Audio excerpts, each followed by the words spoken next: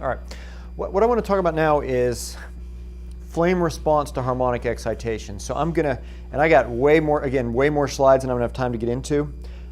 This is sort of a very fast summary of chapters 11 and 12 in the book.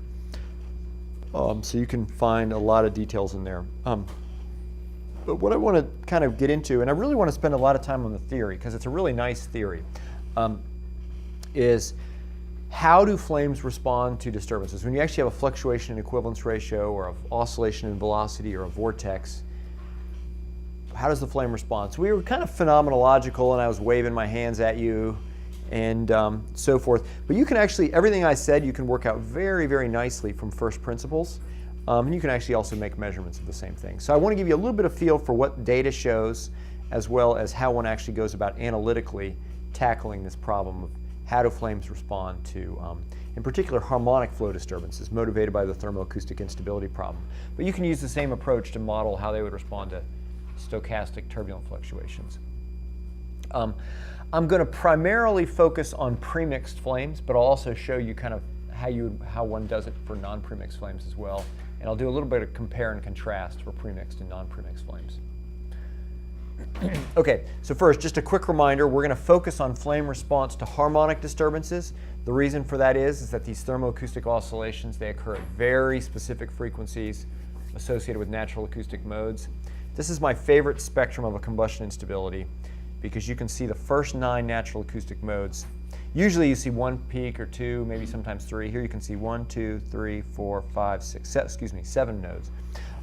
But for some crazy reason, this goes to the question somebody asked, was that you, about how many do you have to keep?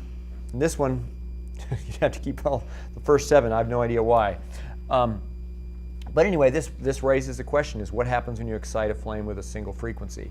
And in the linear world, you can analyze its response to each frequency separately. But then when you want to start thinking about nonlinear effects, you'd have to say, what happens when I excite it with a large amplitude 100? Or you could start to get frequency mixing if I excite it with 100 and 200 simultaneously. And the world gets really, really, really rich and interesting when you start thinking about nonlinear effects. I think we already said all this stuff, so I'm just going to jump ahead.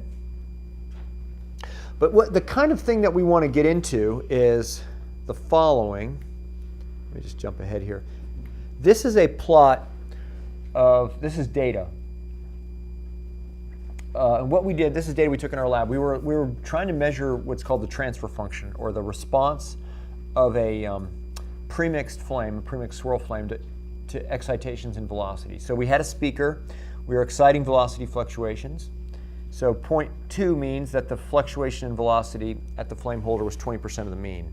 0.4 means it was 40%. So on this axis, I'm basically increasing the amplitude of excitation. This axis is the magnitude of the heat release fluctuations. In reality, it's the magnitude of the CH star fluctuations, chemiluminescence fluctuations, relative to the mean. So the slope of this line is basically that factor in. It's the sensitivity between the magnitude of velocity fluctuations and the magnitude of Q prime oscillations. There's also a phase. I haven't showed you phase, but because we'll get into that a little bit later. But the slope of this line is that in factor. But what you can see is there's actually this initial linear regime where if you double the amplitude of the velocity fluctuations, you double the amplitude of the heat release oscillations. If you triple, you triple. That's this linear regime.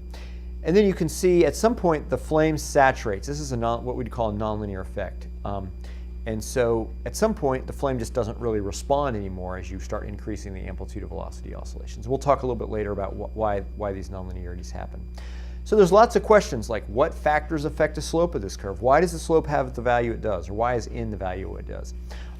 What I have here is a model actually, and I'm going to show you a lot of data that looks, a lot of calculations that look like this. The gain of the transfer function is basically the slope of this line. The Struhal number is a dimensionless frequency. It's frequency times flame length divided by flow velocity. So the slope of this curve is equal to the value of this curve. So here the slope would be 1, and here would be 0.5, and here would be 7, and so forth. And then another question is, why is it saturating? What's causing it to saturate? Why is it saturating at this amplitude? It's saturating, in this case, the unsteady heat release saturates at about 40% of the mean. I can show you other data where the unsteady heat release saturates at 100% of the mean. So in essence, the flame is almost extinguishing. If it's saturating 100% of the mean, that means the amplitude is oscillating between 2 times its nominal and 0. So it's almost going away and then comes back. But why at this amplitude? So these are all the kinds of questions that we want to be thinking about for what controls the flame response. And I want to move from we'll start with pictures and then we'll go towards more theory. And then you could ask similar questions about if I plotted the phase. Why does the phase have the value it does? Why is the phase changing with amplitude? And so forth. Okay, well, let's start. I want to talk about the governing equations that I'm going to use. And I'm going to go through this pretty quickly, just so that I can focus on results. But we're basically going to work basically in the flamelet regime, which means I'm going to be using what's called the G equation to analyze premixed flames, and I'm going to use the Z equation for non-premixed flames. How many of you have used the G equation before? Okay. So in essence, what I'm going to do is I'm going to neglect all the internal details of the flame. I'm going to assume that there's a flame, and in the flame, magic happens where there's all the heat release happens, but the flame has certain properties, like for example, for a premixed flame, that it's propagating normal to itself at the flame speed. For a non-premixed flame, that the flame is located at the instantaneous, at the location where the mixture fraction is stoichiometric. So, for example, the Z equation, and you may call this, by Z is just the mixture fraction equation. So you may remember, in fact, you may be doing this with Heinz-Pitch's class, that if you assume the Lewis number is equal to 1, you can combine, and you assume equal diffusivities of all your species, you can basically combine the equation as a mixture fraction to get an equation like this for the mixture fraction field, where Z is the mixture fraction field. Remember, Z is the fraction of fuel at any point relative to its location at the injector. And the beauty of the Z equation, it's sourceless, right? You lose all the complicated kinetics. And so in essence, what's going to happen is the flame is going to be located at the point where the Z field is Z is equal to Z stoke. So basically the problem that we're going to be looking at here is if this is my Z equation, what I want to do is I want to say, well, what happens if U is oscillating? So I can solve this equation, right? I mean, in order to solve it, this is already a linear equation, but I'm going to, it's a quasi-linear equation, excuse me. I'm going to explicitly linearize it, and using standard approaches for solving, this is first order in time, second order in space, standard approaches for solving partial differential equations, you can actually write exact solutions for the Z field. And then what I'm going to do is I'm going to extract a location where Z is equal to Z stoichiometric, and that's going to tell me the flame position, and it's going to be a function of time. And then I'm also going to extract what the mixture fracture gradient is at the flame, grad Z, and that's going to tell me the flux of fuel into the flame, and basically grad Z, or the flow rate of fuel into the flame multiplied by the heat release rate per unit fuel consumed will give me the heat release. So in other words, I can extract the value of Z to tell me what the flame is doing, and I can extract the value of the gradient of Z to tell me what the heat release is doing. So that's the basic roadmap for a non-premixed flame. Does anyone have a question about it? I'm going to skip over all the math, but that's the approach. Just think, I'm solving this equation where I'm just going to let U be maybe a convecting vortex, or an acoustic, where U has the dependence of an acoustic field or something like that. Okay, so that's the non-premixed equation. The G equation is an equation that's used for analyzing premixed flame sheets, and I'm going to jump over the details, but this is the G equation. And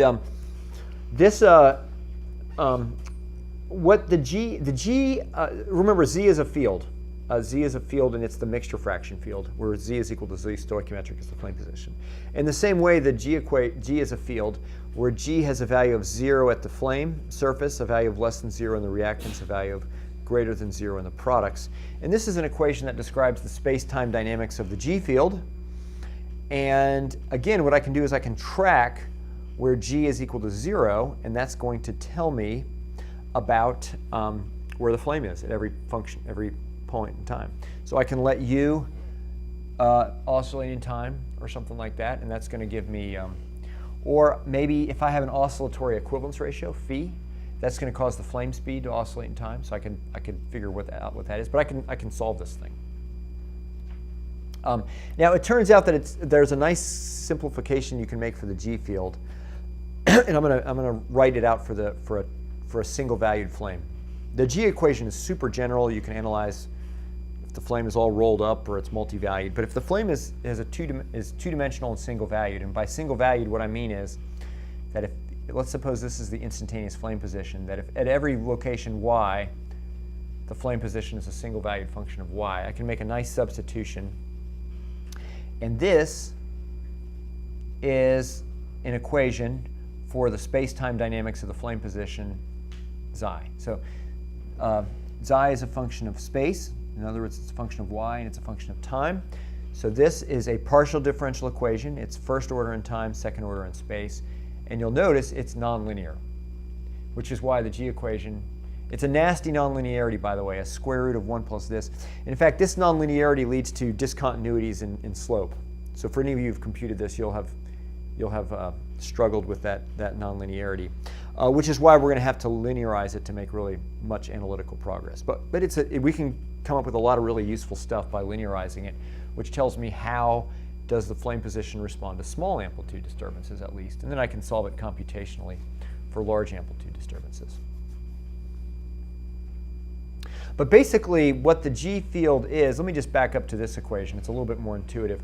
What the G equation is it says, all right, where's the flame? Well, the flame is being convected by the flow. So U dot, well, the left-hand side is a convection operator, and it says the flow is trying to push the flame in the direction of the flow.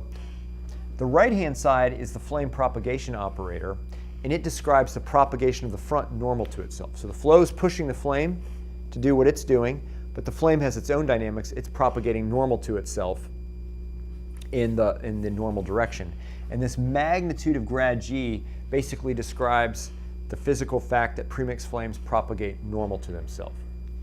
And so if you come over to here, if you wanted to, the way that mag grad G works itself out for a flame where the position is given by zeta of y and t, you get square root of 1 plus this.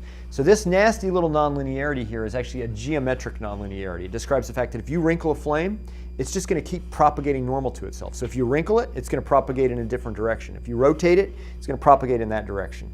That's what this describes.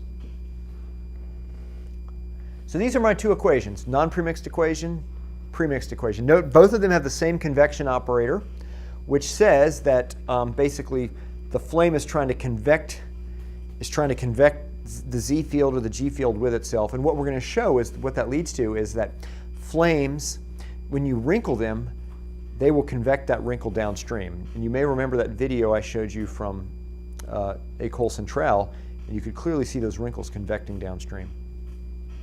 But you can also see the flames, the right-hand sides are different. This describes that the non-premixed equations that the Z field wants to diffuse directions normal to its gradient, where its premixed flames want to propagate normal to themselves. Okay, well let's, I'm going to jump over this stuff. It's a little bit of extra detail. And let's talk about premixed flames now. And I want to first start by I just want to show you some pictures just to kind of give you a feel for what premixed flames look like when they're wrinkled. Please work. There we go. So what I have here, I already showed you one video. These are bluff body stabilized flames. So imagine I'm taking a flame and I'm stabilizing it by this thing right here. So this would go in all four of these images. This would be a flame with no imposed disturbance. You still see wrinkles on the flame. That's just due to natural instabilities of the flame, like that Darius-Landau instability, as well as buoyancy-related instabilities. This is pretty low flow velocity data, so there are buoyancy effects. Here, I introduce an axial flow disturbance, which is 1% of the mean. And you can clearly see those wrinkles on the flame. You can see them convecting downstream. All right? Here, it's 2% of the mean. See those same wrinkles? What you can also start seeing is you see this vortex starting to roll up the bottom of the flame. Can you see that there?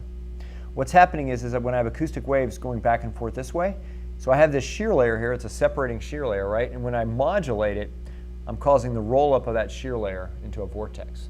You can really see it here. This is 10% of the mean. So what's happening is I got this vortex. It's coming downstream, and it's rolling up the whole flame. So that's kind of interesting. Now, let's just stare at this for a little while. And when you stare at these long time, you start to see patterns. Well, let's see. We see the left and the right-hand side looks pretty symmetric. Not completely symmetric, but pretty symmetric. And that's just due to the fact that this acoustic wave, it's exciting the left and the right shear layers pretty symmetrically. Obviously, there's other factors going on. It's not perfect, but you can also clearly see the vortex.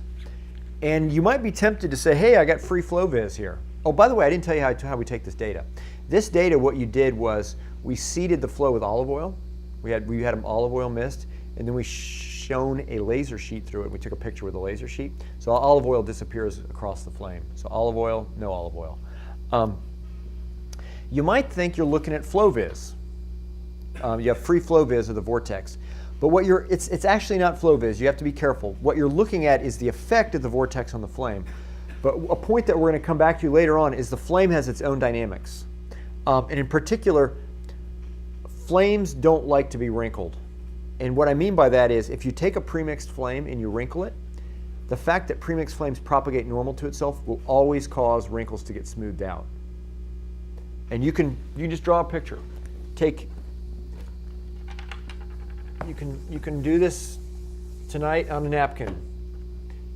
Take a flame. It's doing whatever. If these are reactants, these are products. Premixed flames propagate normal to themselves.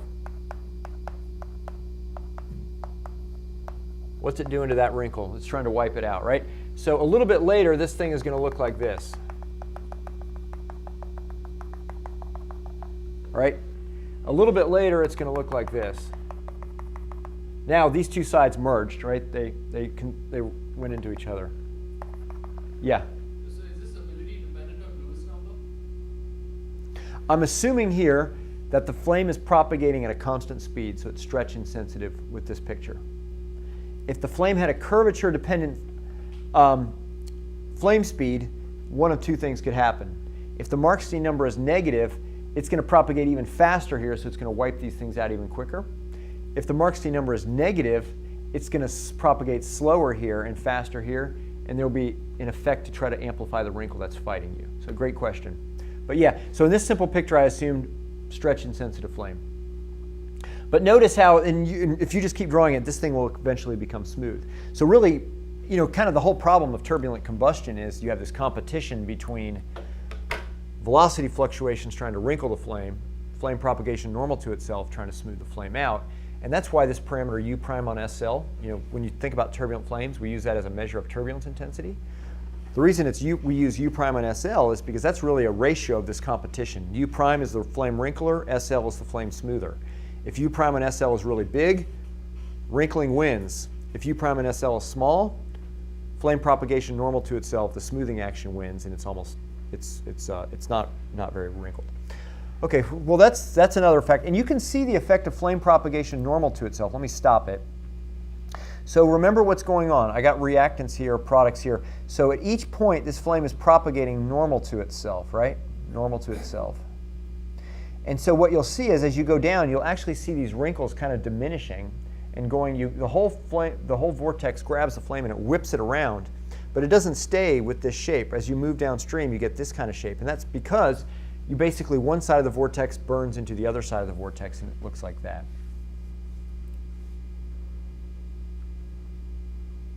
Another kind of thing that you can't see from this video, but I'm going to show you data, which is really interesting, is that, again, this goes back to this point. Is this flow vis? No, it's not flow vis, because first of all, the flame's propagating normal to itself. The second is that when you disturb a flame, it is going to convect that wrinkle at a certain velocity. And that velocity is usually not the same velocity with which the vortex is moving.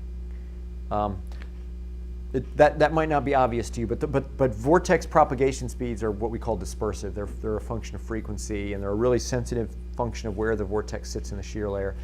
But in general, the speed with which the vortex is moving is not the same speed as the speed with which the wrinkle is convecting, that the wrinkle that the vortex convected is moving. So you get some interesting stuff, which I'll get into later. Anyway, so these are some excited bluff body stabilized flames. These are some pretty interesting ones. The flow now is going left to right. This is a swirl flame. This is an OH PLIF image. So we're taking a cut through a very three-dimensional front. If you just looked at this thing with your eyeball, it would just look like a big ball of orange. For those of you who are not used to looking at these kinds of images, the interface between the dark blue is reactants, and the color is where you have the OH radical, so that's where you have products. So what you want to look at is the interface between where the blue and the colors happen. So the flame is riding, I wish I had a pointer now. We use the end of that line there as a pointer. So the flame is riding right along that interface. So right along that line there is where all the action, all the chemistry, if you're taking the chemistry class, that's all happening right, in fractions of a millimeter right in there. Or the flow is getting accelerated, all the heat release is occurring. And so basically the flame, you can see, has this pretty complicated shape. This is at different time instances of forcing. Looks like this. So you see the whole flame gets surging out, and then it actually almost comes back. It almost flashes back. You can just see the flame right there. Excuse me. I really like this image here. You can really see, so these are the reactants. You can see that there's this sheet of reactants. So I think the flow in this case is probably going about 50 meters per second. So the flow is zinging out of here at 50 meters per second. But that vortex that gets excited is so strong, it takes that 50 meter per second jet, it decelerates it, and then it whips it around. Now it's actually going backwards. See that the whole flame gets whipped around by the vortex, that large scale vortex right there. And again, remember, the flame is propagating normal to itself at every position here, trying to consume those reactants.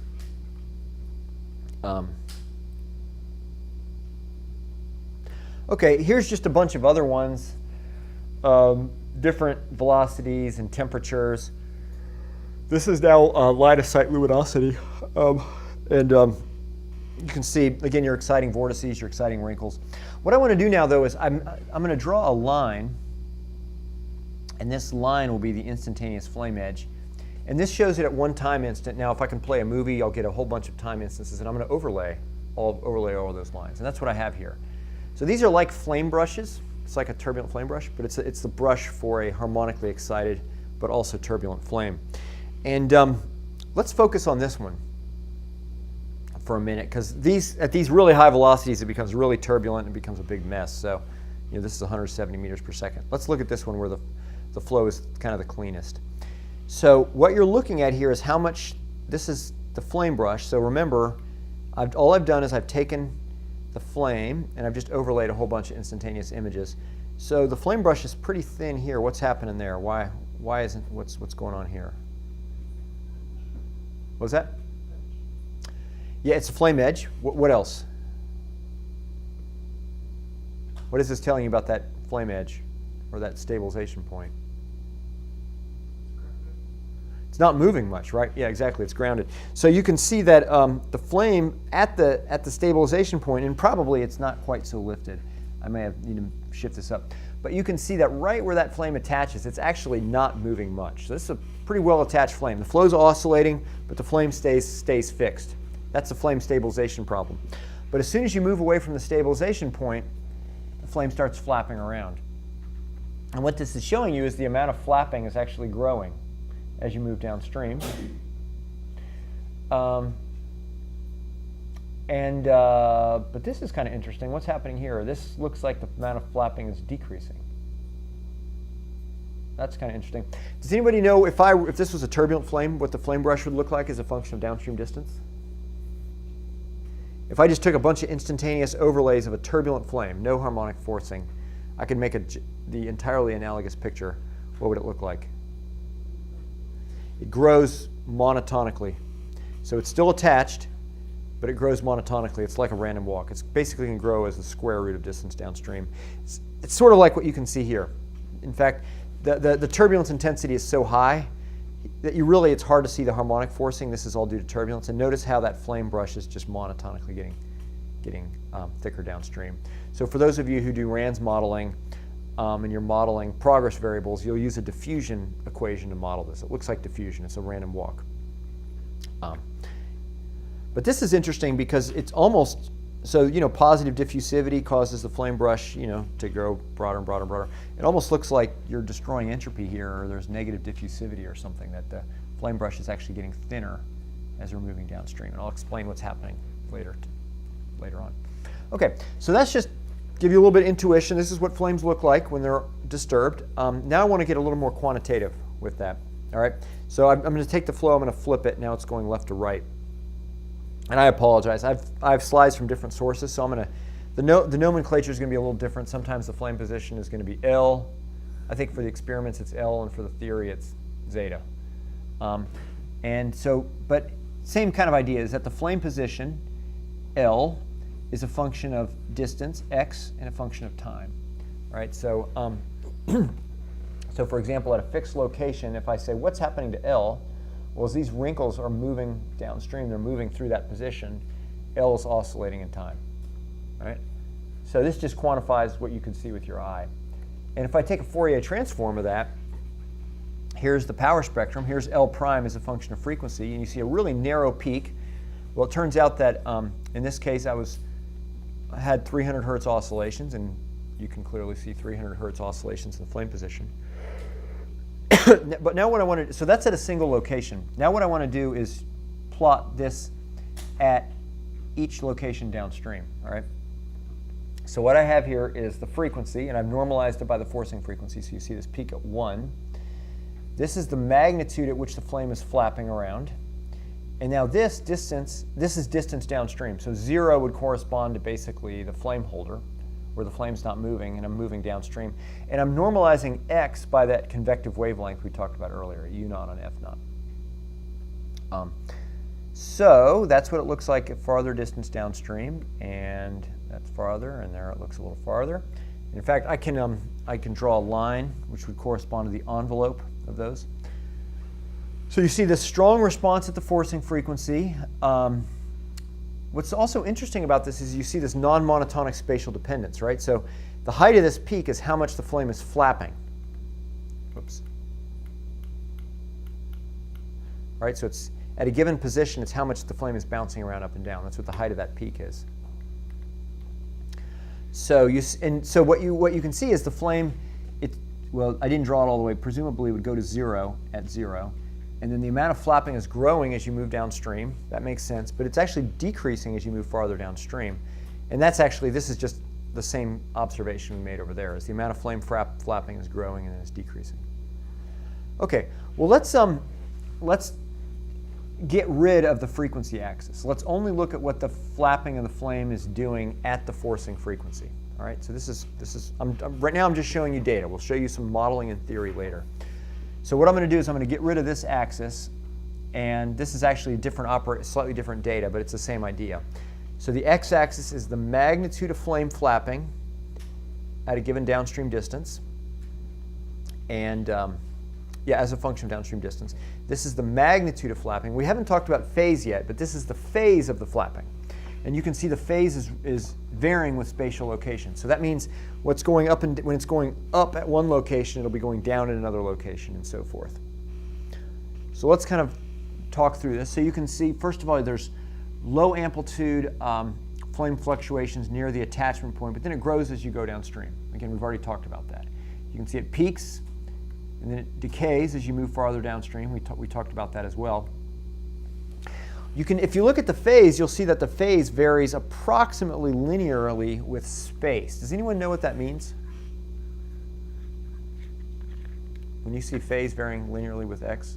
Constant convective velocity. That means I have a disturbance on the flame that's moving at a constant speed. That's what that means.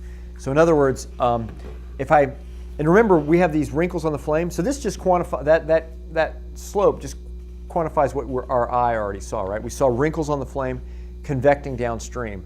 So this convection downstream manifests itself as a phase that just varies with x.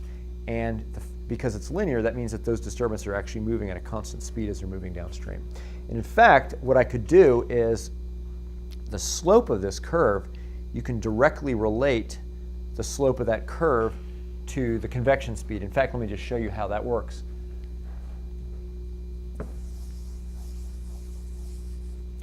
If you have a traveling wave,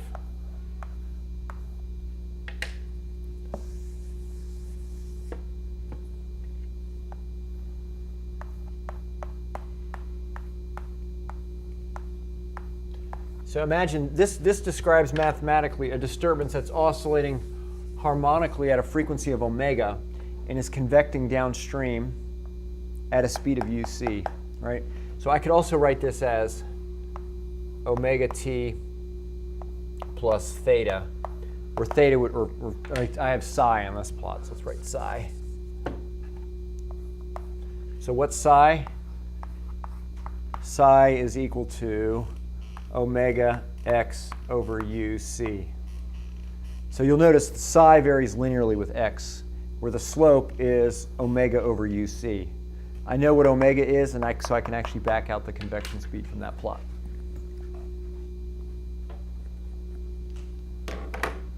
All right, so that's what the flame is doing. This is some other data from some other flames. This one's kind of interesting. The magnitude of oscillations, you can see the same kind of, it starts near zero, it grows and it decays, but you can actually see some wobbles on that with downstream distance. If you look at this one, you can actually see the magnitude of flap. There's a lot of flapping here, almost no flapping here. You can see this interference pattern that's going on. So this is kind of interesting data for magnitude of flame flapping. So anyway, this is what the flame's doing, both in magnitude and phase, when it's excited by a convecting vortex. All right, so let's do a little bit of theory here. Now I got to talk fast. I'm going way too slow. And what I basically want to show you is there's really four key pieces of physics that are going on that's controlling these processes. We're going to start with wrinkle convection. So let's just jump ahead a couple slides. And let me start by asking you all a question to a model problem. All right. Suppose I have, you all know that, you will all have learned from combustion 1. Let's just suppose I stabilize a flame on a point flame holder. And I have the velocity given as u sub a. And I have the flame that's going to be spreading, right? And it's going to spread at some angle theta. And theta will be the inverse sine of of SL over U, right? Now let's ignore all these nasty details about the flame causing flow acceleration. So we'll assume an isothermal flame for a minute, all right? Because that won't change. That way I have a nice clean flow field. But an isothermal flame that's propagating at the displacement speed of SD. Now, if I had a speed of UB, let's suppose that I had a different velocity, UB, and UB was higher, what would the flame look like? It'd be steeper, right? So let me just draw the flame steeper, where theta is smaller. So what I want you to think about is what happens, if I could just make a step change in UA, where UA is everywhere the same, and then at time t equals 0, I increase UA to UB. I know at time t equals 0 it looks like this. Presumably at t goes to infinity it's going to look like that. But how does it transition from the one shape to the other shape? So when you say step, you mean that you'll have a discontinuity in flame position?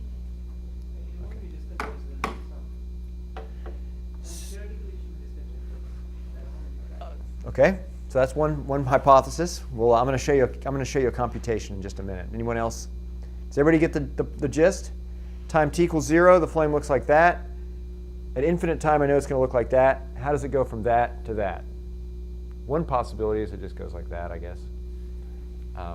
We have another idea that there's going to be this step discontinuity, and I couldn't figure out if it was in position or slope. Yeah, in slope. A step discontinuity in slope, which turns out to be the right answer. Well, here it is. Here's a calculation. I'm going to show you the answer.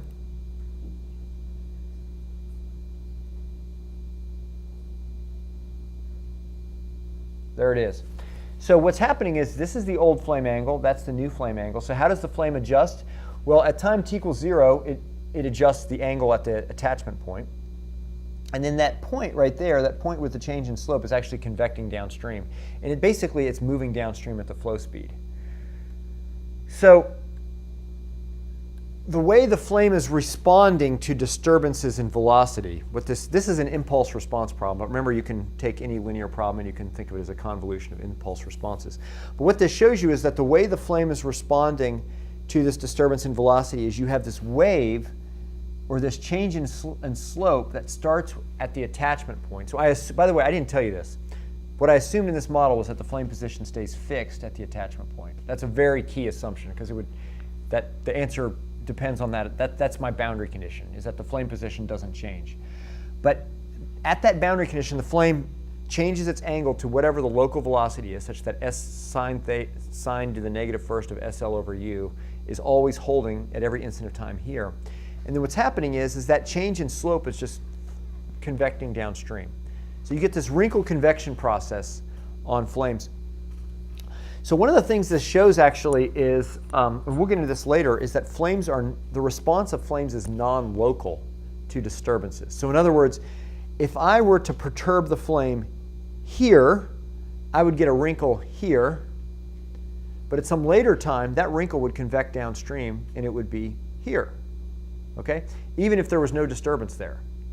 So what that tells me is the flame response is non-local. So in other words, a flame wrinkle at a given point in space and time is not necessarily due to a disturbance at that point in space and time. It could be due to a disturbance at a point upstream in space and time.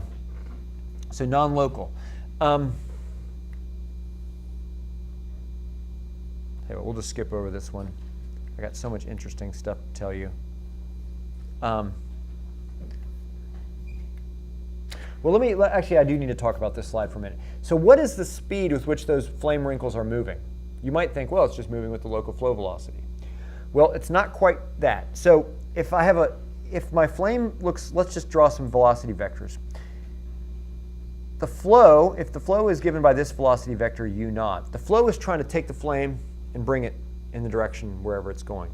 But remember, the flame has its own deal. It's doing its own thing. The flame's trying to propagate normal to itself at SL.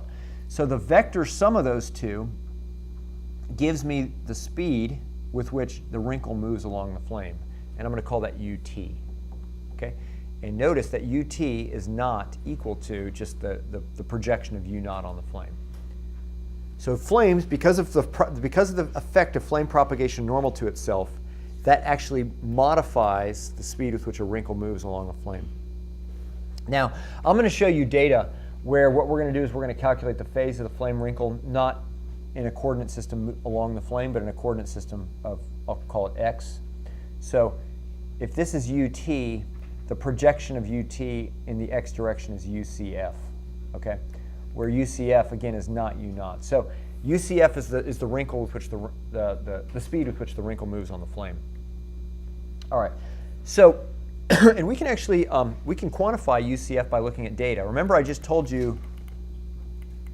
You may remember I said, hey, you know what? I can calculate the local slope at each point, and I can back out UC. The slope of this is basically a UCF. So I can do that. So and I've done that for some data. All these animations. So this is a normalized convection speed, and this is an axial distance downstream. And this thing, whatever you call it, a filled dot, is the speed of the left edge. So there's two flame branches, and I calculated them separately. And this is the speed of the right edge. And so you can see this is the speed with which the flame wrinkle is moving. And you'll notice that it's not 1. So it's not the mean flow velocity. It's actually a little bit lower than the flow velocity here. What I also did was this is data. I had velocity field measurements. I had PIV. So I could actually calculate how fast the vortex is moving downstream. So this is how fast that vortex is moving. So I'll call that the disturbance phase speed, UCV. And what's interesting is they're not the same.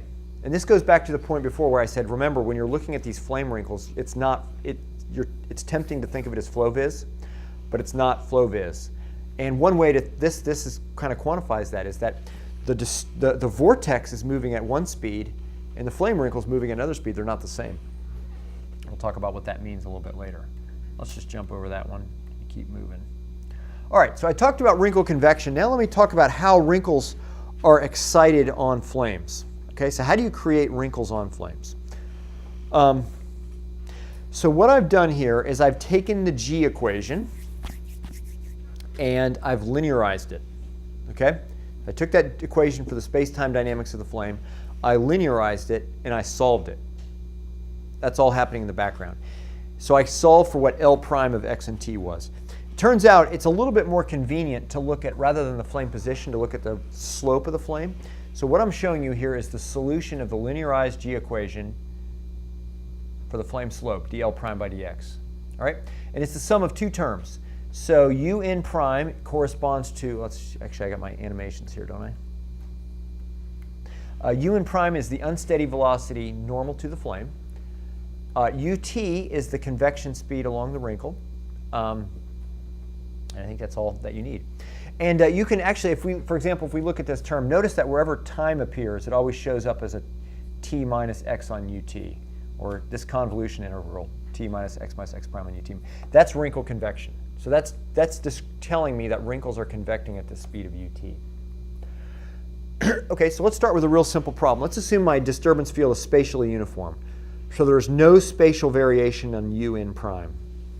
All right, so if that's the case, that whole term goes away because that's a derivative of un prime. So this whole term goes away, and I'm left with that term right there. Okay, so what it tells me is the unsteady slope is going to equal 1 on ut times un prime. And in fact, it's un prime at x equals 0. So what's the unsteady velocity at the attachment point? And then t minus x over ut. Again, I need to remind you of an assumption I made that I didn't explicitly tell you. I don't think I told you, which is that you have to solve, when you solve the G equation, you have to give it a boundary condition because it's first order in space. And I assume that L prime is 0 at the attachment point at x equals 0. All right. And so what that does is this is basically the particular solution. This is the homogeneous solution. So this solution is due to that boundary condition. So what happens is a wave is generated at the flame attachment point at x equals 0, and it convects downstream at a speed of ut. So what's happening is that flame attachment is actually generating a wrinkle on the flame. So the velocity field is spatially uniform. Flame doesn't care about it. What it really cares about is what is the velocity at the attachment point, because the flame cannot move. It can change its angle, but it's not just going to move downstream. So what happens is the local flame angle at the attachment point is just following the local unsteady velocity. And then you get this oscillation in flame angle, and then that's just convecting downstream. So you can really nicely see that. This is a video. This is a Bunsen flame. Flow is going bottom to top. This is a bunch of little pilot flames just so the Bunsen flame doesn't lift off. And if you watch it, you can see the oscillating flame angle here, and then if you use your Lagrangian, if you can watch those wrinkles, you'll just see them convect downstream. You watch them, they'll convect downstream. So that's what's happening there. So what's kind of interesting about this is that what this shows you is that if your velocity field is spatially uniform, the flame response is exclusively and completely controlled by what happens at that anchoring point. So I should have mentioned it more explicitly, but the boundary condition, L prime equals 0, controls the problem. The flame response is completely controlled by flame attachment. So we haven't talked about finite rate effects or kinetics or diffusion. So although they're not explicitly shown here, they're super important because that's what really gives you that boundary condition, is what's the response of the flame at the attachment point. It's those edge flame dynamics. So let's just jump over this because I'm talking too much. Let me make one other point, which is kind of interesting, and that is I want to talk about how linear or nonlinear the flame is. This is a plot. You've already seen this red data. It shows the magnitude of the wrinkling as a function of downstream distance. What I have here is data taken at other amplitudes. Remember I showed you in the very beginning U prime is 0.01 and 0.05 and 0.1. So I'm showing you that data here.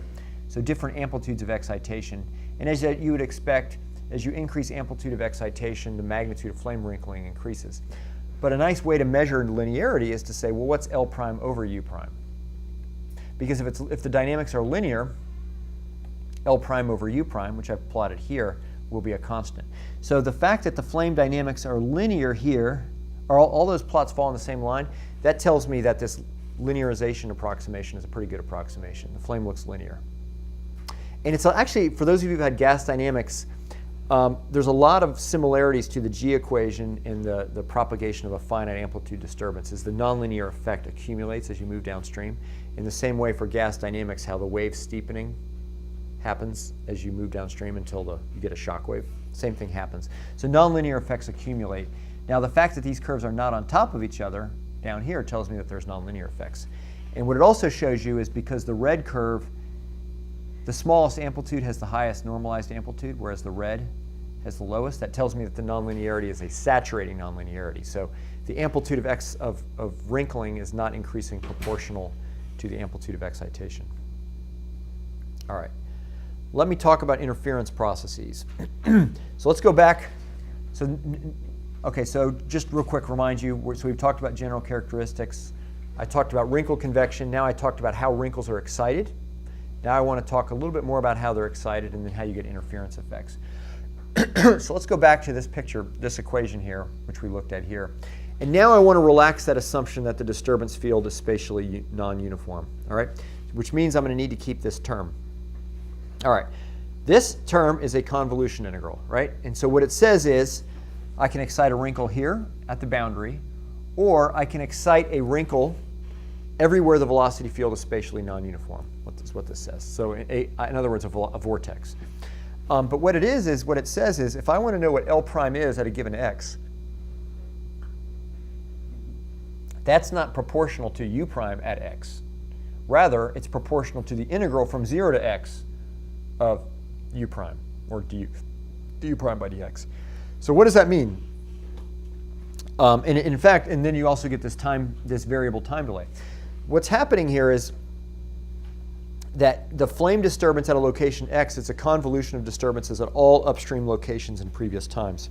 So this goes back to this non-local thing that I talked about before. If you want to know what the flame wrinkle is doing here, it's not just a function of the velocity fluctuation here.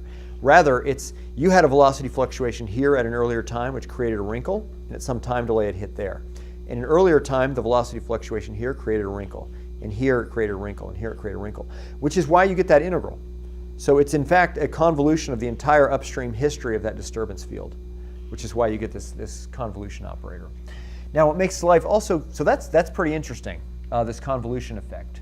What also makes life interesting is, if you may remember I showed you this plot, where this is the flame wrinkle propagation speed, and this is the vortex convection speed. So what this is describing here is the convection of a vortex at the flame wrinkle speed, basically that speed right there. But the U prime in term actually has a different propagation speed. So you have this vortex, it's moving at this speed, it's creating wrinkles, which then move away at a different speed. And then the vortex moves, and it's creating a wrinkle. So what that's going to do, as you might expect, it might lead to interference effects. Because if the vortex was moving at exactly the wrinkle convection speed, what would happen is the vortex would be tracking the wrinkle it made at an earlier time, and the wrinkle would just keep getting bigger and bigger and bigger. What happens is the vortex is either going to be moving faster than the wrinkle it just created or slower than the wrinkle it created. And so the two sometimes will be in phase, sometimes they will be out of phase. So in order to let's just jump over this one.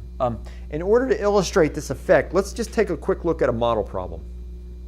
Let's assume that I have a convecting velocity field. So my velocity field, Un prime, it has an amplitude epsilon, basically harmonically oscillating, moving with the speed of uCv. So what I can do is I can take this velocity field, stick it into that equation, and solve it. All right? So I'm going to do that. And that's the solution I get. This is the linearized solution. And I apologize, I'm changing notation. Now zeta is the fluctuating flame position, whereas the previous one was L prime. So what you have here is this, each of these two terms, if you're not used to complex notation, I'll just tell you quickly, this describes a traveling wave moving at a speed of uCv. This describes a traveling wave moving at that speed of ut. So this is basically the particular solution, which is describing basically the forcing of the flame by that convecting vortex. And this is the homogeneous solution, which describes the convection of a wrinkle. So what you have here is the complex superposition of two waves, one moving at a speed of uCv and one moving at a speed of ut. So question for you. I got two disturbances. One's moving at one speed, one's moving at another speed. We already talked about this when we did the canonical decomposition. And we talked about how that gives you an interference pattern, right? That was for the velocity field. Now what we're showing you is that it will also give you an interference pattern on the flame position. So if you add those two up, you actually get this. So this is the magnitude of flame wrinkling as a function of downstream distance. It starts near 0. We've talked about that, and it increases. Then it reaches a peak, it drops to 0, it goes, and then it's going to oscillate. Now, obviously, this is linearized. I haven't included nonlinear effects, which is going to change the answer. But you basically get this interference pattern, and you also can actually define a length scale, an interference length scale. And that interference length scale is basically, you don't need to worry about all the details, but just you can think of it, it's the difference between the wrinkle speed of the flame and the vortex. So if these two were the same, ut on uCv, if that was 1, you would get no interference. This would be 1 over 0 is infinity. So you'd get no interference effects. The more the vortex convection speed differs from the flame wrinkle speed, the shorter that interference length scale hums. So the flame gives you a new length scale. Remember, the vortex has a length scale. The flame gives you a new length scale, which is exactly proportional to the difference in convection speed between the vortex and the disturbance. So if we go back to some of the data that I showed you earlier, that's what's happening here. You're seeing this interference pattern. It's giving you, this interference is, this is an explicit reminder that the vortex is moving at a different phase speed than the wrinkle. So in fact, the flame's not moving around much here, it's moving around a lot there. This is another example. This is just one cycle or one spatial pattern. And you can also see another little thing going on right there. But this is those interference patterns. So let me just jump over this. So let me just as a quick aside, if I did this, I could solve the G equation if I had a convecting, randomly oscillating disturbance. What would happen? Well, what I'm plotting is downstream distance.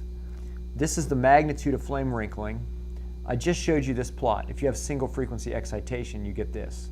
If you have random excitation, it looks like that. All right? So the flame doesn't care initially, but what happens is, this is basically that turbulent flame brush.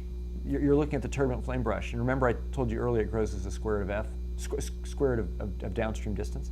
So there it is.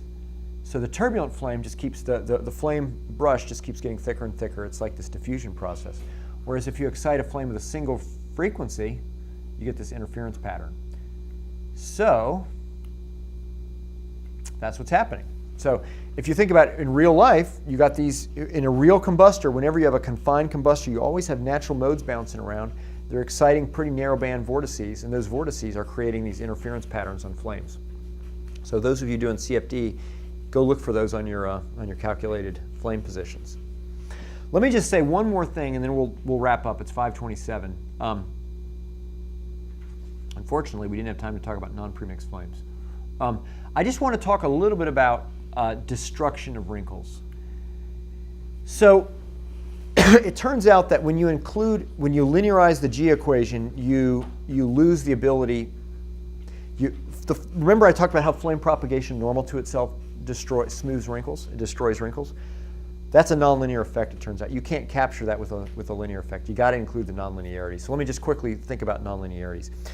So flame propagation normal to itself smooths out flame. So in other words, if you take a flame that's corrugated like this, you let it propagate normal to itself, you're basically, these two branches are going to propagate into each other and they're going to destroy each other. Let it go far enough, it's going to smooth itself out. This is a picture from something Professor Law did. We call that kinematic restoration. So the property of flames to try to smooth themselves. This is a word that Norbert Peters coined.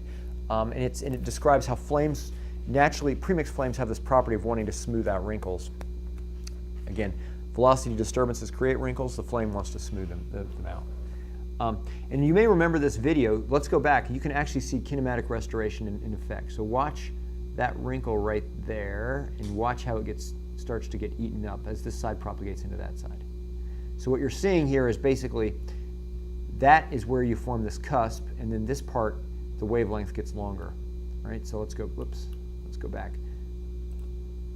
So you'll see the cusping on the part that's concave to the reactance, and you'll see basically the broadening out of the part that's convex to the reactance. So the way this typically manifests itself in flames is vortex rollup. So imagine, if I took a flame and I whip it around by a vortex, let's say like that, what's the effect of kinematic restoration? The flame is propagating normal to itself. It's going to want to smooth that out, right? And remember this video that I showed you, that's exactly what's happening here, is that vortex, it's growing initially, it's whipping the whole flame around, but then kinematic restoration takes over and it smooths it out. This is a nonlinear effect, and it causes wrinkles to decay, all right? So in other words, I talked about, let's just jump back here. If you look at linear flame dynamics, this thing will just go on forever. If you include nonlinear effects, it'll actually start to dissipate out, which is why real data, the real data that I showed you, this is kind of dying out. All right, almost done. So this process is amplitude dependent. It's strongly nonlinear. Let me just jump past this. And so that's what leads to this nonlinear far-field flame dynamics. So I showed you this picture before where I took the magnitude of flame wrinkling and normalized it by U prime, and I said, hey, remember the flame dynamics is linear in the near field, but it becomes nonlinear in the far field. This is due to kinematic restoration. Also, remember I said it's a saturating type nonlinearity. So the bigger the amplitude of the disturbance is, the faster the flame is going to smooth itself out, which is why you get this saturation type effect.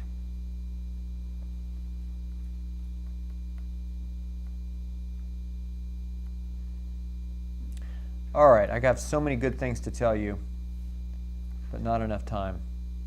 So I think what I'm going to do, since it's 5:30, I think maybe I'll stop there. Let me just say one quick, actually, I won't stop. Stuff's just too interesting. Let me just say a quick word about non-premixed flame dynamics. So non-premixed flame dynamics, it turns out that the space-time, there's a lot of similarities between how wrinkles are created on non-premixed flames and premixed flames. So again, what happens is flame attachment of a non-premixed flame plays a really important role. If the flame is attached when you disturb it, it creates a wrinkle that convects downstream.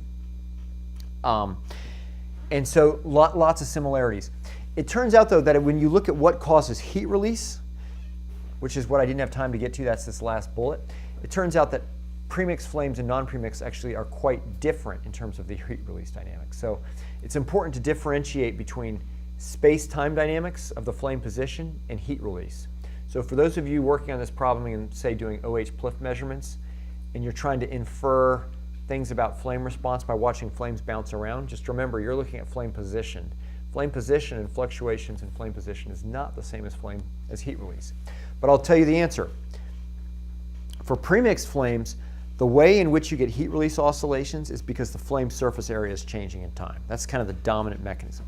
So as that flame position is bouncing around in time, if the flame area is bouncing around too, that's going to give you heat release oscillations. Okay, so the degree to which flame position motions lead to area fluctuations, that's what gives you heat release oscillations in premixed flames. Non-premixed flames, it turns out that the fluctuations in flame area, that the oscillations in flame position don't really matter. What matters is the fluctuating gradients, the fluctuating scalar dissipation rate. So when you have these oscillations in flame position, you're also changing the gradients of fuel and oxidizer normal to the flame, and you're changing the local mass burning rate, the rate of heat release, the rate at which you're consuming reactants and consuming reactants, turning them into products per unit area is getting modulated. And that's the biggest effect in non-premixed flames.